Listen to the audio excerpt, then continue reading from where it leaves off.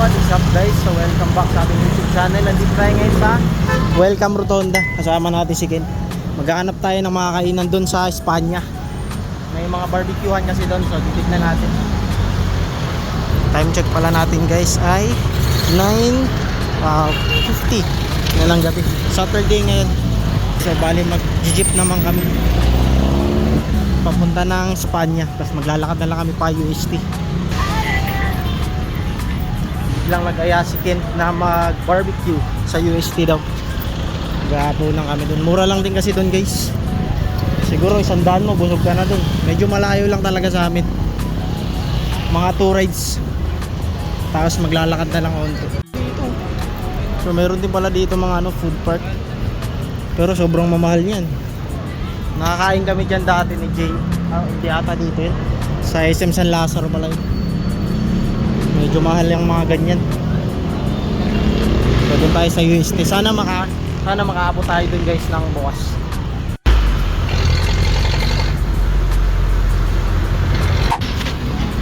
Ayun, kakababa lang natin dito sa may Lacson Street. Maglalakad na lang kami papunta ron. Ayun guys, nandito na tayo sa may bandang UST. Huwag ka magtago, nahihiya ka. Di ka lagi sumasama sa vlog ko ba? So ayun na, dito naglalakad na lang tayo. So balitaan namin kayo mamaya pag nandun na tayo. So dito tayo sa anong street to dito, Ken? Pimapa ata to dito eh. Nandito tayo, hanapin natin yung sinasabi niya na chicken joy daw, tapos may rice.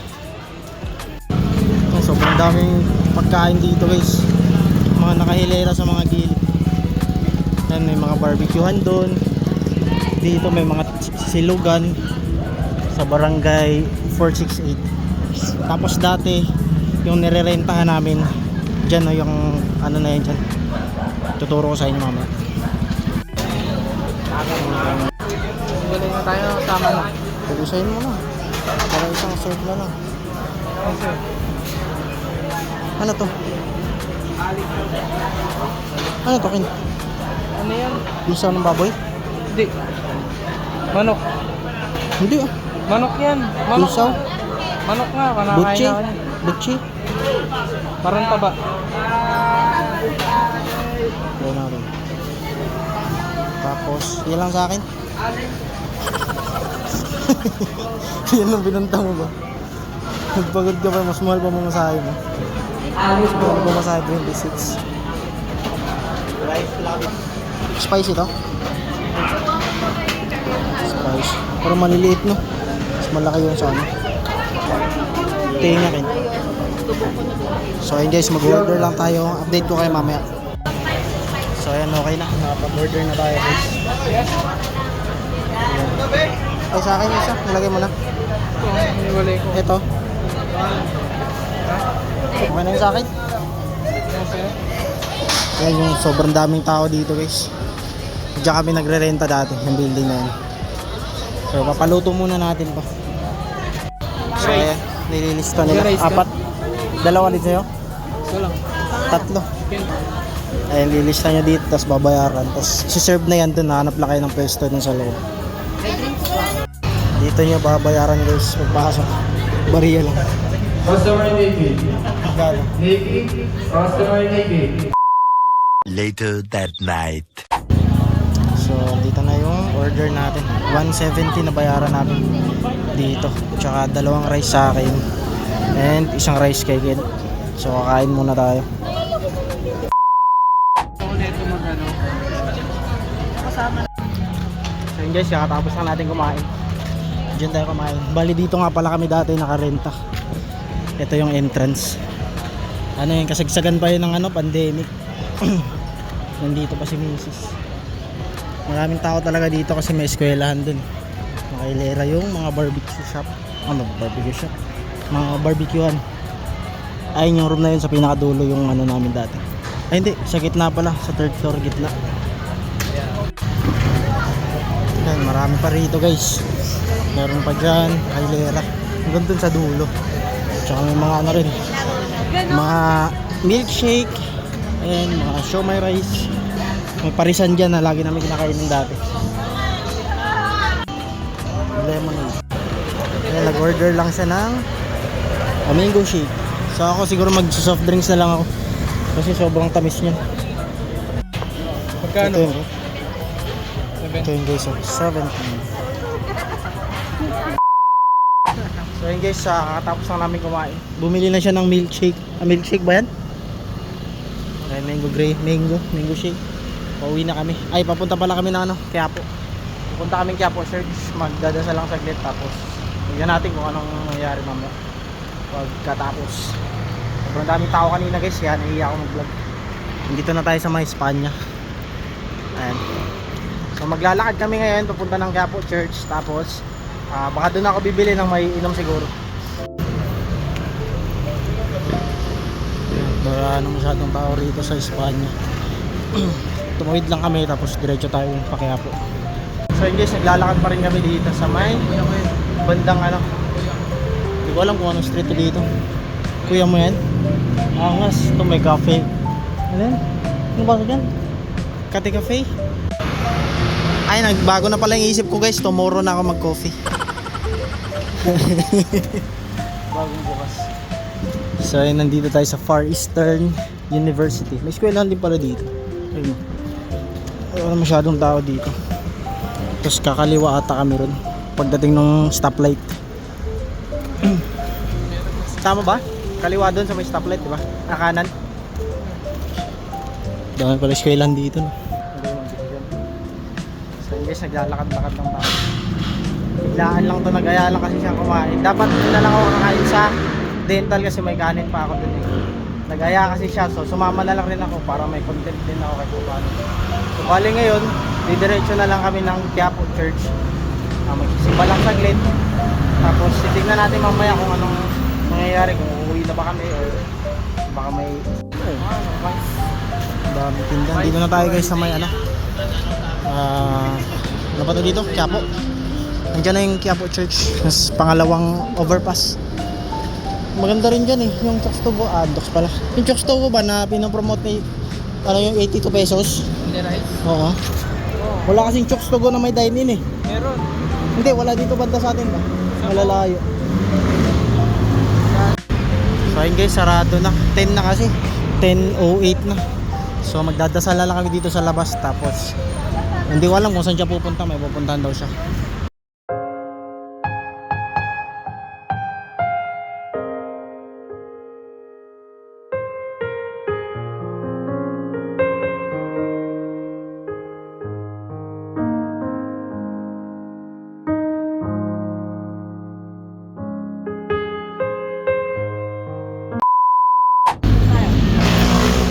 Bali yan guys, galing lang tayo sa loob. Nakagdasal lang tayo saglit. Tapos watch na tayo kasi may pupuntahan pa daw siya. So tignan natin mamaya kung saan tayo mapapagpuan. Time check natin ay 10 ng gabi. Bili lang tayo mainom dito guys. Tapos may dadaanan daw siyang tropa nagbabalibol. Ako siguro yung final week ko nagawa.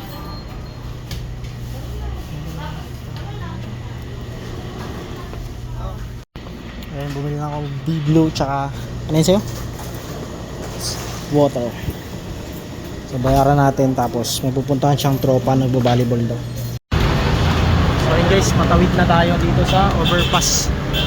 Tignan natin kung saan tayo mapapadpad. Angas oh. Solid. So ayun guys, nandito tayo sa looban. Ano yung street to dito? Ha? Anong street to? Hindi mo alam. Ay, maraming nagtitinda dito Park pa rin to ng Quiapo guys. Quiapo Church sa tapat.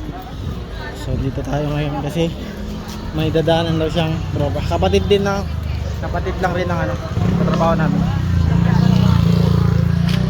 Street food. Chilling fun. Gusto ko bumili pala niya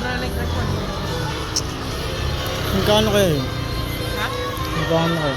Ayun yan sabi mo? Hindi yan? Ayun 29. Winter Hotel. Diyan pala yun guys, so yung pinagsushootingan ng Batang Quiapo. Doon sa may loob yung bahay. So yun guys, nandito tayo sa eskwelahan. Siguro mo ano eskwelahan? Eskwelahan to. Basta yan, hindi ko alam. Ayun, basahin nyo. Tapos, makaiwan dito. Makahan sa loob. Uwi na lang ako. Ayaw mo sa loob? Ano pa lang ang pangalan ng eskwelahan guys? The Nazarene Catholic School. So may dinaanan lang siya dito. Nagba-volleyball daw sa loob. So baka umuwi rin kami agad guys. Dumaan lang kami saglit.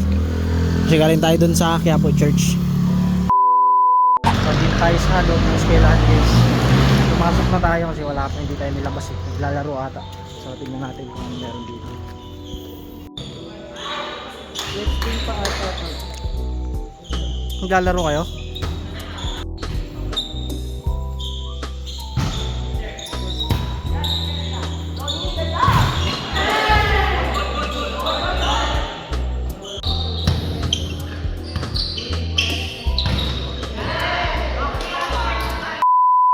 Later that night.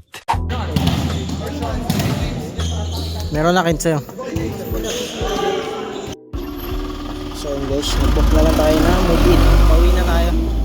Kasi yung kasama natin eh nandun sa tropa niya, dadaanan natin yung sinawala yung susi natin.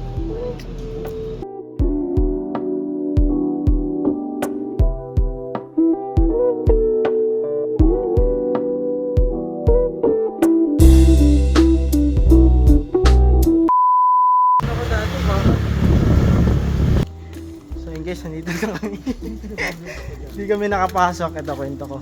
Kasi kanina, di ba, kumakain kami ng barbecue. Tapos ang nangyari, yung susi ng gate doon sa trabaho namin, nahulog. Hindi ko alam kung saan nahulog. Basta magkatabi dito sa bulsa ko. Pagdukot ko ng wallet ko, dumikit siguro kasi may rubber na goma yun eh. Rubber na goma. Basta may goma yun siya. Nakakabit doon yung dalawang susi. Paghugot ko siguro dumikit sa may wallet ko ay nahulog, hindi ko napansin. Baka doon sa ano siguro yung kinainan namin ng barbecue. Kaya ngayon hindi kami makapasok sa Dental. Dinaanan namin yung kasama namin isa. Naglalakad kami ngayon. Hanapin namin yung isa namin katrabaho na nagtatrabaho sa barangay. Hihiram kami ng susi. So sana nandun siya para makapasok kami ng Dental. Time check natin ay 12:30 na ng madaling araw. So tignan natin mamaya kung ano mangyayari. Tayo. Ha? Barangay mo tayo. Lasing pa yan, no? Ha? Tama ba? Lalakad dyan, nakunta dun. Bukas attend pa ng ano yan. Binyag. Ina mo, dinamay ka tuloy namin. Kaysa madulog. Pare. Tamang lakads lang. Exercise ba?